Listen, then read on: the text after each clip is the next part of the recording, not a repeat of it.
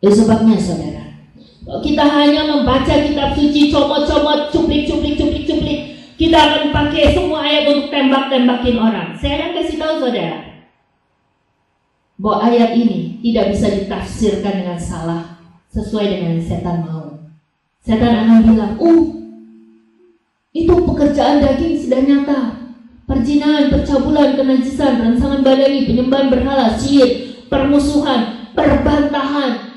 Itu hamba Tuhan itu suka banget berbantah-bantah.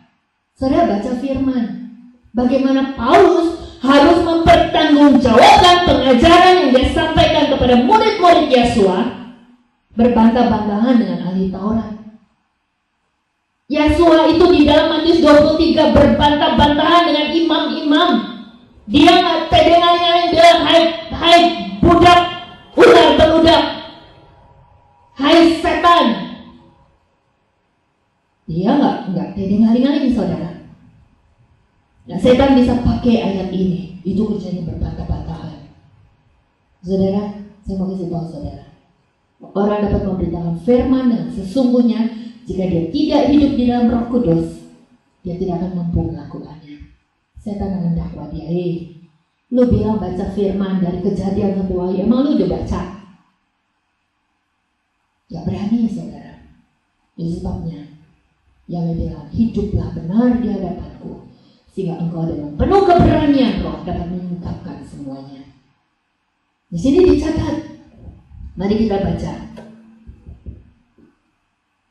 ayat yang ke-21. Kedengkian, pembunuhan, kemabukan, pesta pora, dan hal serupa itu aku katakan sebelumnya kepadamu, bahwa seperti yang telah aku katakan sebelumnya, bahwa mereka yang melakukan hal seperti ini tidak akan mewarisi kerajaan Allah. Nggak ada pengampunan, nggak ada keselamatan tanpa pertobatan. Ya. Kabar baiknya saudara dengar, orang-orang yang bilang, bukan hukum Taurat yang menyelamatkan manusia, bukan perbuatan baik yang menyelamatkan manusia, tapi anugerah benar, 100% benar. Saya dan saudara diselamatkan karena anugerah. Dia tutup buku yang menghitung semua dosa dan pelanggaran kita hanya karena anugerah. Setelah kita menerima baptisan sebagai bukti pertobatan, menerima dan menghargai baptisan roh untuk menolong kita, memproses kita masuk di dalam kehidupan roh, di sana kita akan dimurnikan dari hari demi hari. Pemurnian itu yang namanya jalan keselamatan. Saudara perlu pahami ayat 17. Sebab daging berkeinginan melawan roh, dan roh melawan daging, dan hal itu bertentangan satu dengan yang lain, sehingga apa yang tidak kamu inginkan, itu yang kamu lakukan. Ayat 18. Namun jika kamu dipimpin oleh roh, kamu tidak berada di bawah Taurat. Perhatikan kalimat ini. Jika kamu dipimpin oleh roh, jika kamu menerima baptisan roh, kamu tidak dipimpin oleh Taurat. Kamu tidak melakukan pekerjaan firman, kamu tidak melakukan perbuatan firman, hanya karena kamu berada di bawah pemerintahan Taurat. Jangan begini, kamu harus begini, enggak. Jika kamu hidup di dalam pimpinan roh, kamu terima, kamu hargai baptisan roh, maka melakukan kebenaran firman bukan karena kita diperbudak oleh Taurat, tapi justru karena kita telah dimerdekakan oleh darah Yesua Mesias. Kita hidup berkemenangan, kita merasa bersukacita, beria-ria untuk melakukan firman. Itu bedanya orang yang hidup di bawah pimpinan Roh Kudus dengan orang yang hidup di bawah perbudakan Taurat. Tapi jangan bilang Taurat itu salah.